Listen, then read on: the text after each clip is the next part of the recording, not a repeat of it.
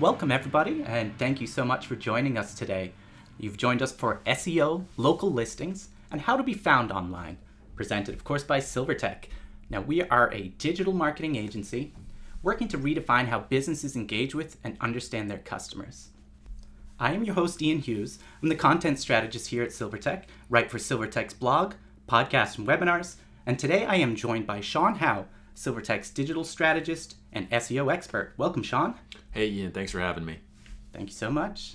This is the fifth in our series of Lead to Loyal Inbound Summer School webinars. Well, what is Lead to Loyal? It's about creating valuable digital experiences at each and every touch point from first interaction through repeat business. By understanding each individual customer interaction, Lead to Loyal allows businesses to navigate and optimize the customer experience better than ever before. It's really about building loyalty through the tactics and strategies here. SEM, web and mobile, content marketing, email marketing, social media marketing, many of the topics we've covered in our Inbound Summer School this summer, and the topic we're here to discuss today, SEO. Today's agenda looks like this. We're going to discuss first, conducting keyword research. We'll get into optimizing on-page SEO, and then we'll get into developing a local SEO strategy. And then of course, we'll take any questions at the end. Search engine optimization, SEO, it's one of the oldest digital marketing strategies, and despite the emergence of new channels to help your business attract new customers, it remains a critical component of any effective digital marketing plan. Thankfully, many of the fundamentals of SEO remain unchanged since Google first launched bots to scrape the internet for information. Identifying page titles and meta descriptions, as well as using intuitive navigation, remain key pillars of SEO, and despite the recent introduction of machine learning to Google's algorithm, that's called RankBrain, and the revelation that there are 200 major ranking singles and up to 10,000 variations or sub-signals, the most important consideration when looking to improve your organic search is to create remarkable content that is relevant to your potential audience. Throughout this webinar and the forthcoming PPC Best Practices webinar, our focus will be on optimizing for Google's search network. Though Bing is the default search engine for Internet Explorer and Edge web browsers, it represents just 10% of the market share for desktop searches. Fortunately, a website optimized for Google's search network will be one that ranks well on any other network as well. Further, as we just posted on our blog, Google is experimenting with mobile-first indexing, meaning that the mobile version of your site may well be scraped before the desktop version of your site. So that rightly should shift our focus over to optimizing the mobile experience, which may further diminish Bing's impact as its market share is, as Sean just said, on desktop. Fortunately though, as Sean also said, a website optimized for Google will do well on any search network. On to our first topic then, conducting keyword research. Keyword research is one of the most important, valuable, and high return activities in the search marketing field. Ranking for the right keywords can make or break your website, and that's from Moz in their Beginner's Guide to SEO. Step 1, personas. Knowing which keywords present opportunity and which ones may be out of reach without significant effort or paid resources is critical to optimizing your organic search ranking. Our strategists always begin their search engine optimization projects by first digging into keywords. So if you're looking to optimize your efforts or begin them anew, the best place to start with keyword research is your personas.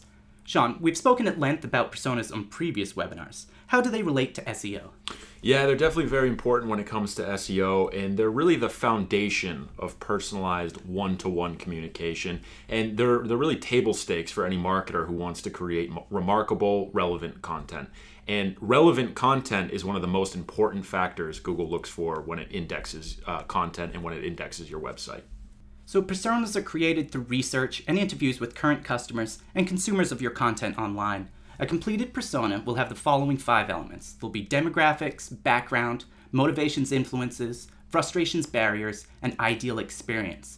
So the demographics and background elements help humanize your audience and give you an understanding of who you are marketing toward. But it's in the motivations, influences, frustrations, barriers, and ideal experience that you'll begin to yield those valuable insights to SEO. So our partners at HubSpot give the following example.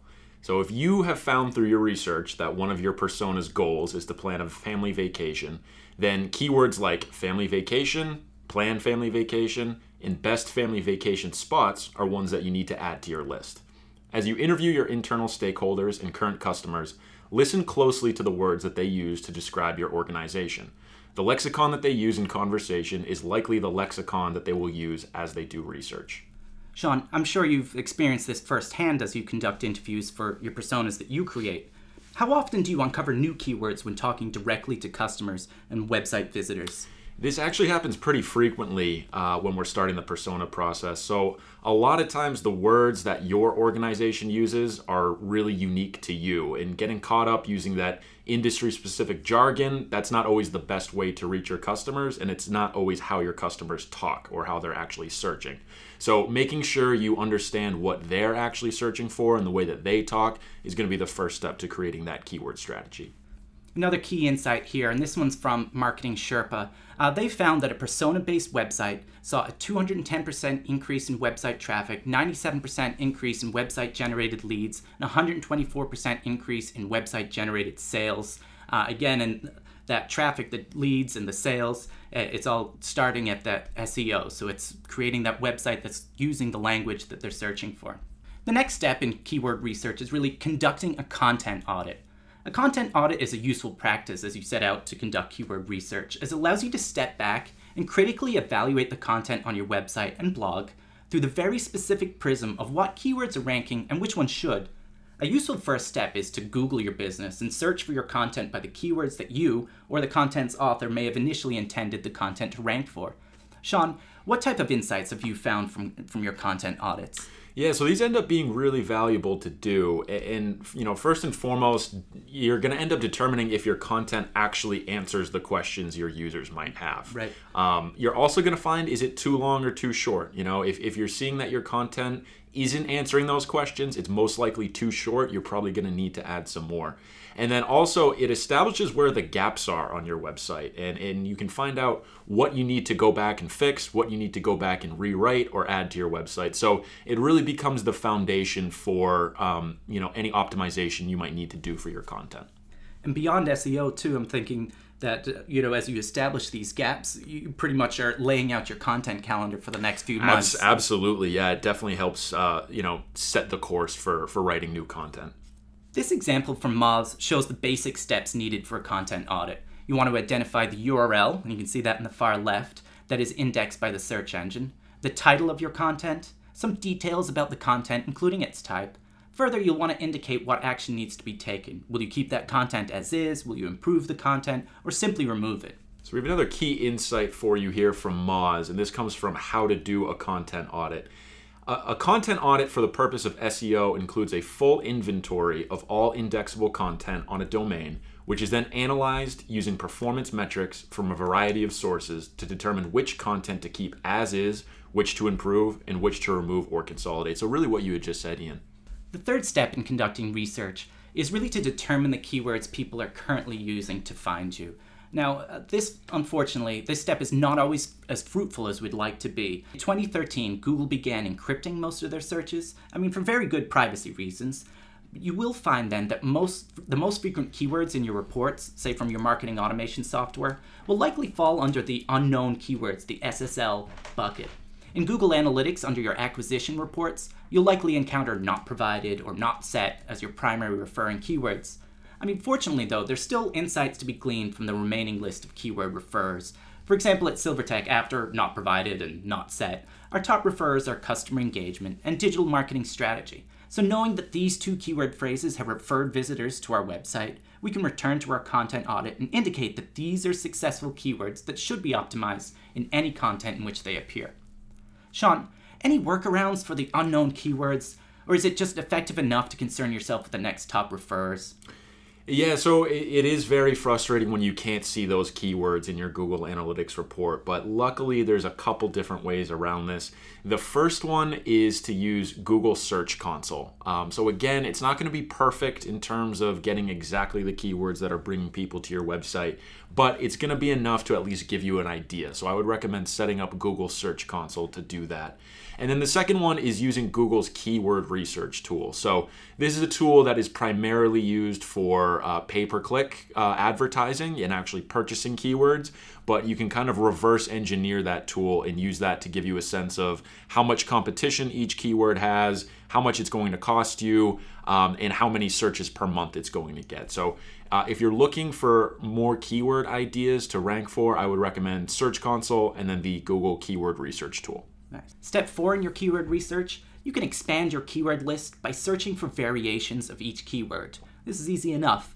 From your personas, content audit, and referring keywords, you'll have a robust enough list, but the next step, like we said, is to search for variations. So HubSpot offers the following steps to find variations. Simply type your keyword into a search engine. Then you can look at the autocomplete suggestions as you type, document those are alternative keyword phrases, then look at the first page of search results, and then just write down those variations used in the different titles of those first page listings. Then look at the bottom of the search results on Google, and you'll see that there are searches related to. Those then can become additional keywords that you can try and rank for. And like I said, this is something that you can also complete within your Google AdWords account using that keyword planner tool. So when you're there, you can search for new keywords and get search volume and data trends, which will give you an understanding of how competitive those potential keywords are. Excellent. Yes, an indispensable tool here. Our next topic, we're going to talk about optimizing on-page SEO. On this slide, we're looking at Search Engine Land's periodic table of SEO success factors.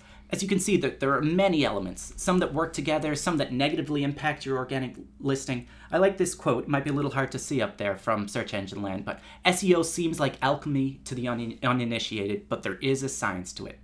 So about that science. Like we said earlier, Google's indicated that it uses more than 200 major ranking signals, with up to 10,000 variations or sub-signals. It calls its search algorithm Hummingbird for a good reason. It indicates that quick, imperceptible movements of all these signals working together. And recently, Google has introduced machine learning. I mentioned earlier too, this is called RankBrain to the equation. So if ever there was an opportunity to game the system with keyword stuffing and link farm, those days are well beyond us now. As Google has always stressed though, the surest way to top the organic rankings for your keywords is providing relevant, remarkable content that answers your audience's questions. Fortunately too, there are best practices for organizing and structuring your web content that both users and search engines like. Step 1, you want to add keywords to your page title and URL. So when you generate a new landing page or blog post, your content management system, your CMS, may automatically generate a URL for you. It's likely that it will base the URL on your page title. That is why it's critical that you include your primary keyword that you wish to rank for in your title and thus your URL.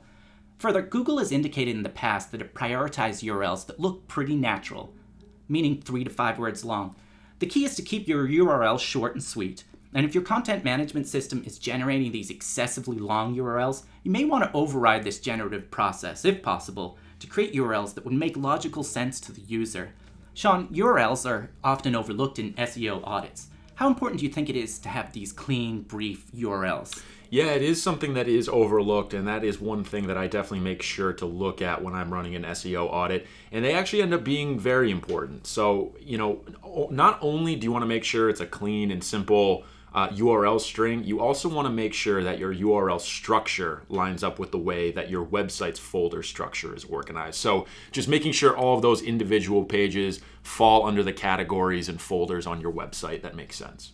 And I think too, and not a topic we're really discussing today, is click-through rates. I myself, if I see this long kind of spammy looking URL, I'm not necessarily going to click that through. But if I'm searching for, digital marketing tips and the URL has digital marketing tips, I'm likely going to click through to that. Absolutely. And it helps with sharing over social or on other channels as well. So yeah, it can't be discounted how important those URLs are. So if as part of your content audit, you've determined that your website and blog's URL structure is unwieldy, you can change your URLs. You just need to ensure that you put in place 301 redirects. So a 301 redirect from the old URL to the new, shortened SEO-friendly URL will maintain the search engine ranking of your content as long as it is put in place properly. So HubSpot and some other marketing automation platforms, they actually have tools to help set up 301s for your blog or your landing page content. You may also want to involve your development team just to ensure that the transition is smooth and that you aren't losing any valuable SEO juice. On this slide, we're looking at a fun visualization of how Google bots view 301. So as long as you have the 301 redirect in place, like Sean said, Google will say that, this page has been moved, but I see where it's been moved to, and I'll update the listing. So you don't lose all of that effort and that SEO ranking that you put into that initial blue widgets page, and it's going to be shifted over to new blue widgets because Google knows this is a continuation. However, if you don't have that 301 in place and you're just thinking that you might be able to pick up where you left off, Google's not going to see that that is a continuation of that initial content. So step 2, add keyword to your headers and your content. So you're of course writing for your audience and not search engines, but your keyword is part of the answer to your visitor's initial query. So as HubSpot points out, you do want to naturally insert your keyword throughout your content. It's okay to use variations. So say we're writing a blog post about dog treats. It's okay to write about dog treats, doggy treats, treats for dogs, as search engines are now smart enough to pick up on such variations. Of critical importance to both your visitor and your search engine is ensuring that your primary keyword is found in your H1 header. So that H1 header, most content management systems will easily allow you to indicate what content is your H1 or headline tag. On a typical blog platform, this will be your blog title. But it's worth reviewing your code on a published post just to make sure. You only want one H1 tag, so you're not throwing off the search engine. It's possible that your CMS may be making subheaders as H1, but if you're using a web browser, say Google Chrome, just navigate to the URL that you're looking to inspect in Google Chrome. You can navigate to View, select Developer, then View Source, and you can get a view of the HTML of your page. What I typically do then is just a Control F to find that H1, type in the H1, it'll bring me to my H1 tag, and I just make sure that it has my keyword in there. Sean, keywords, and we've spoken about keyword stuffing. You do want to have the right amount of keywords, but how do you know when you've taken things too far? Yeah, that's a great question. You mentioned that before with kind of that black hat SEO of keyword stuffing. That used to happen a lot more. Some people still run into that problem, and I think it's pretty obvious when you have taken things too far. You're going to know it. Just review your content, read it back to yourself. You're going to get some kind of gut feeling of, oh, I've used too many keywords here.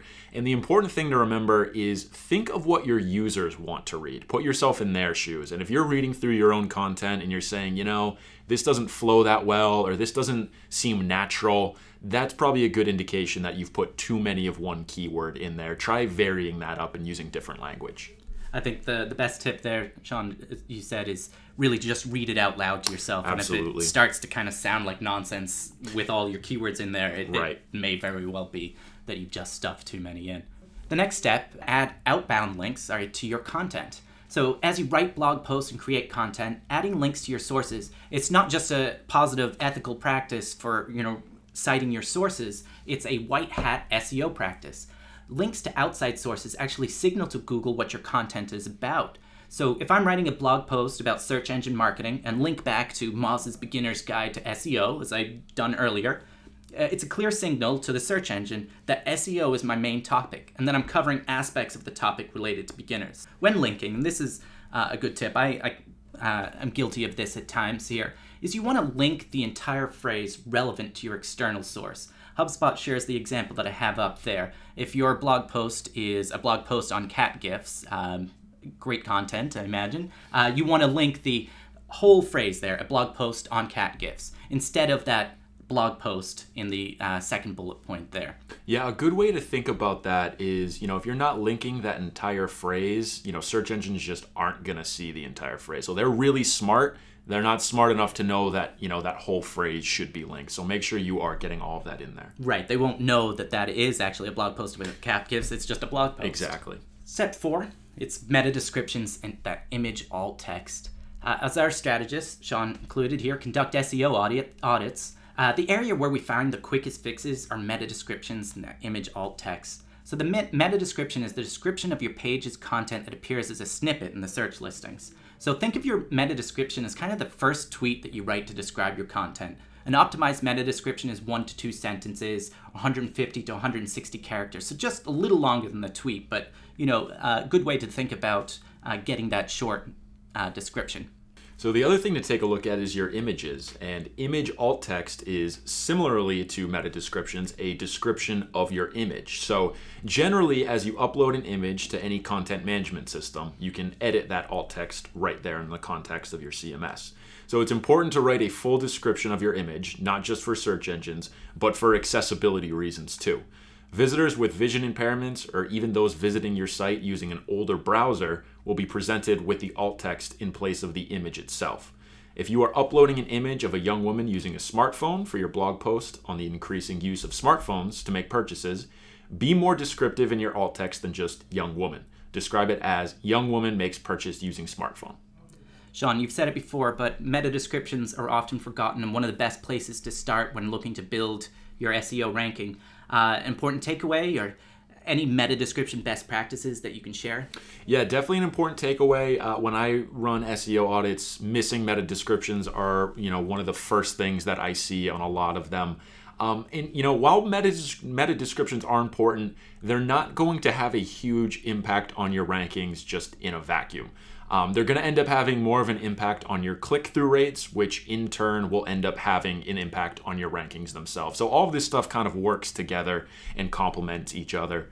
But when you're making your meta descriptions, when you're writing them for your website, make sure they're written between 150 and 160 characters, and give your visitors a summary of what they're going to find on the page. And that's a great place to start with meta descriptions. On to our third topic today, developing a local SEO strategy. So consumer behavior is changing, and with it, so too are Google's priorities. So with the ubiquity of smartphones and our increasing trust in them, Google is shifting priority toward mobile-first indexing. That's the topic I referenced in the blog post Lucy shared earlier.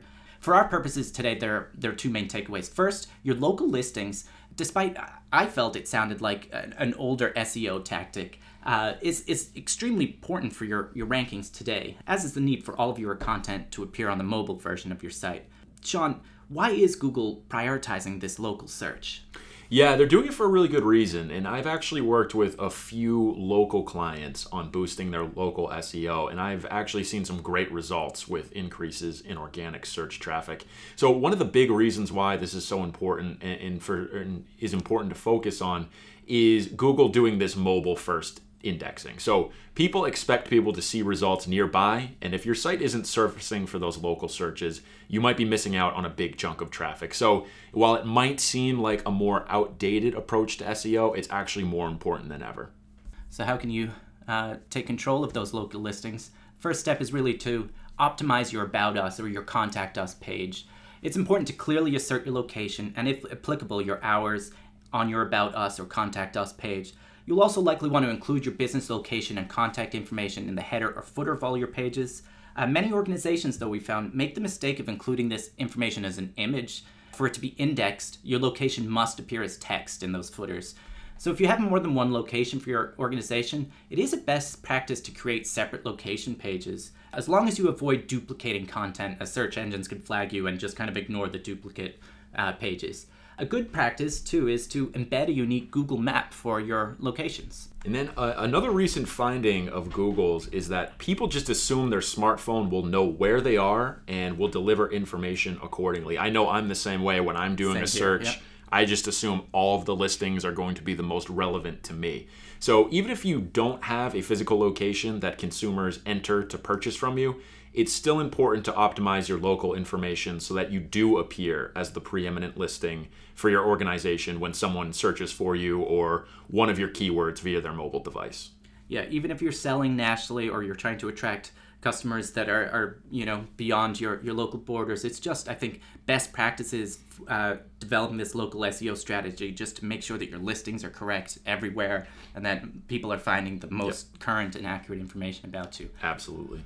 So that brings us to Google Plus and social media listings. In last month's webinar, we discussed how to choose the right social network. We didn't spend a great deal of time on Google Plus. It is underutilized, and it's unlikely that your personas will be very active there. However, the reality, for better or for worse, is that it's Google's, and they incorporate Google Plus local listings into your business listings. So it matters then that at a minimum, your profile, you own that profile and it's up to date. You also want to verify your Google Map listing is correct for your business. If there is a discrepancy, you can contact Google to have that fixed. Sean, Google Plus Is it important for your search ranking?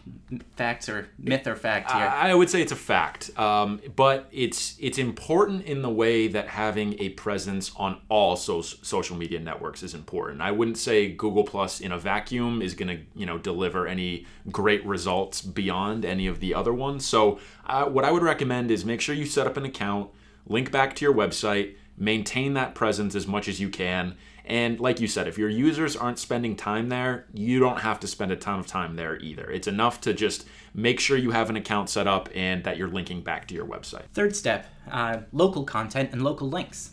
So local content should be a part of any effective content marketing strategy. It certainly doesn't have to be your central component, like if you're looking to expand beyond your local borders, but don't miss the opportunity to blog about those local awards or things that your employees have done in the community, discuss your organization's community involvement, and especially too, you want to connect with other local organizations to build your reputation and have those link backs to your website.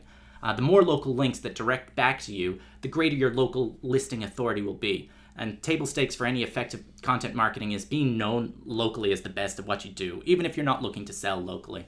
So that is bringing us close to the end of our presentation. Let's just do a quick review. When you're conducting keyword research, you want to use your personas and conduct a content audit to create a list of viable keywords. Determine the keywords people are currently using to find you, and then you can expand your keyword list by searching for those variations of each keyword. And then when optimizing for on-page SEO, make sure you add keywords to your page titles and URLs. Also add keywords to your headers and content.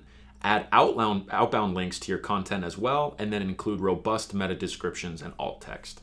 And then finally, when you're developing a local SEO strategy, you want to optimize your About Us and Contact Us pages. You want to update your Google Plus and all your other social media listings, and write that local content and earn those local links. I do have a couple of questions. One I wanted to pose to you, Sean, a topic that is important for SEO, but I didn't think we could get to for time. But I just want you to talk about link building. Is it still an important SEO strategy, and any quick tips you can offer us? Yes, absolutely. Yeah, so link building, or backlinking as it's known, is an incredibly important part of any SEO strategy. And this is actually a big takeaway that I have when I do SEO audits. So some things that you can do. Social media is a big one to get started with, because the foundation of backlinking is getting your content out there and getting it shared with people who might not be interacting with you in the first place. So it's really about thought leadership. It's about being a subject matter expert and being looked at as the primary source to be answering users' questions. So if you can get that out over social media, or even things like message boards or like the Reddits of the world, those are great places to start your backlinking, and definitely should not be ignored when you're embarking on an SEO strategy for your website. Nice. Here's a good question.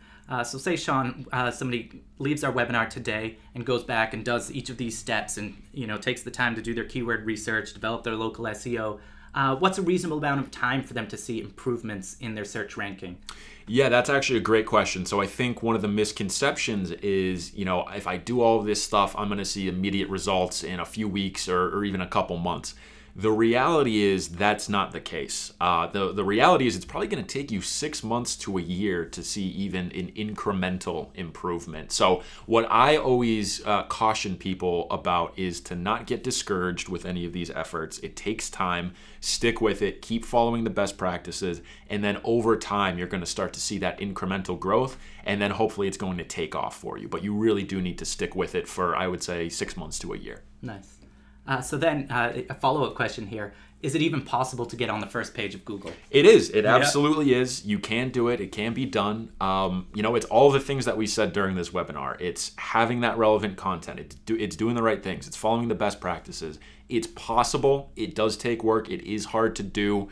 Everyone else on the internet's trying to do the same thing. But, if you end up being that subject matter expert, if you end up being that thought leader, you have a great shot at ranking on the first page, or at least on the first couple pages. And I think this is where those variations on those keywords come in. Absolutely. Attacking those and maybe finding those lower competition keywords, that mid-range kind of, I think, every organization probably has a sweet spot that they can kind of go after and build? Yeah, a lot of that's going to depend on your industry, obviously, how much competition those keywords get. But what I always recommend for organizations who might have a ton of resources to throw at SEO is focus on those longer tail keywords. So, you're most likely not going to rank first on Google for a term like mortgage.